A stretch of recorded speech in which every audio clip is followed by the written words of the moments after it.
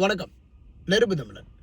பட்டினப்பாக்கத்தில் இப்போ தான் தளபதி ஆலோசனை நடத்துகிறாரு. தேர்தலுக்கு இருக்கிறதே ஒரு 36 நாள் தான். நம்ம எந்தெந்த ஊருக்கு என்னென்ன பிரச்சாரம் பண்ண போகிறோன்னு இப்போ தான் அவர் ஆரம்பிச்சிருக்கிறாரு. இனிமேல் நீங்கள் வயசுக்கு வந்தால் என்ன பாஸு, வரலைன்னா என்ன பாஸு? ஏற்கனவே மாதத்துக்கு ஒரு தடவை தான் வெளியில் வந்தீங்க. ஏற்கனவே உங்களுடைய மேடை பேச்சே 10 நிமிஷம் தான்.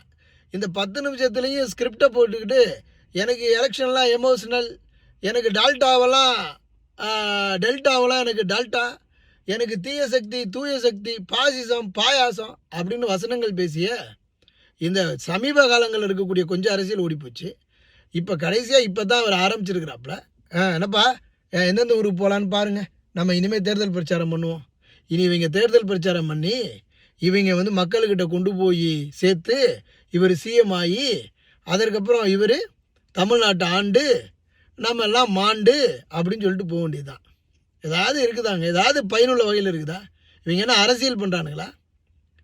சமைக்கிறதுக்கு கூட ஒரு நாளைக்கு நீங்கள் ஒரு வேளை சாப்பிட்றதுக்கு 2 மணி நேரத்தை ஒதுக்கணுங்க, சமைக்கிறதுக்கு கூட ஒரு வேலைக்கு.